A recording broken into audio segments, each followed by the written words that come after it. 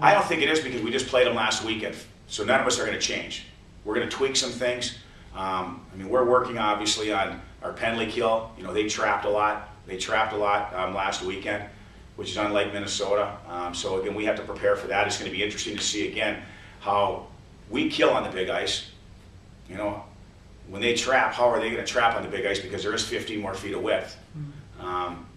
So it's just going to be interesting. So again, we're trying to prepare a little bit for the big ice, but it's hard until you actually get on the big ice. But the biggest thing is just trying to create a mindset on how to play Minnesota and really have a playoff mentality and a playoff mindset. And you got to manage the puck. You have to make sure, again, that you know, you play smart hockey. You play smart tactical hockey against a team like this. But again, that's the playoffs in general. But especially when you're playing a team that you know, as talented as Minnesota. I think it's one thing: special teams. Minnesota is so good on, I mean, they're number one in the country on the power play. They're one of the few teams in the country that can get 4 goals on any given night.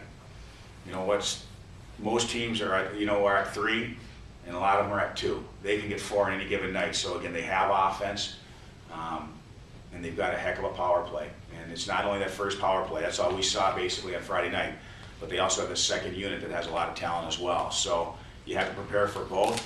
And but that's the biggest thing is, boy, if you can somehow keep them off the score sheet, you know, on the power play, that's the first step in the right direction. Well, we have to, because we need offense. We have to score goals. Yeah. The bottom line is, I think, again, for us to beat Minnesota, we have to get, for sure, we have to get to 3. We have to get to 3.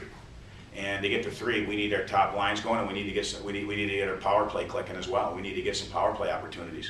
No, you know what, Brad, it feels good, and I was happy. I thought Matt Prapavesis, again, might have been the best player on the ice on the weekend. 27 was awful good too. You know, he was opportunistic. You know, there's no question he's got a wicked stick. But I thought Pratt was really good. I thought he was visible with the puck. You know, again, he had 27, 28 minutes of ice, and we really lean on him. But I just thought he made I thought he took a step. I think he's taken a step actually over the course of the second half of the year, because he's turning into our horse, and we rely heavily on him. But I thought offensively, again, he made some plays on the blue line. He did that in North Dakota too, where he had Savvy in the blue line. He pump faked, he slides the puck to his backhand. He creates space for himself. He gets shots. He makes plays off it. Again, I thought it was getting up. Again, we need him to do that more, but getting up on the rush and being the second wave and scoring that goal. He's got good offense. He's got a lot of offense.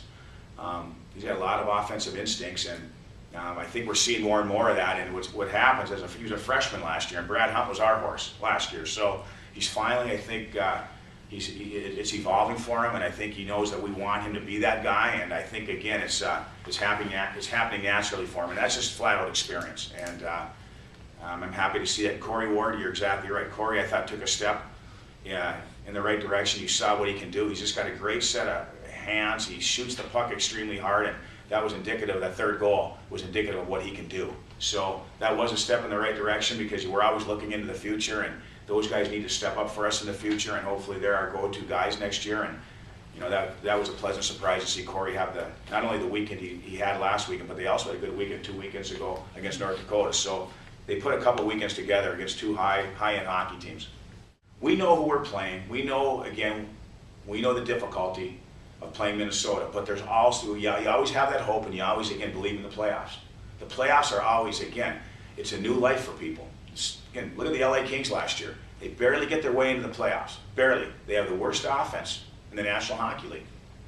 They end up winning the Stanley Cup and averaging like close to 3.25, 3.5 goals a game in the Stanley Cup playoffs. So you just don't know. And again, it's getting that karma at the right time. And again, that's what playoffs are about.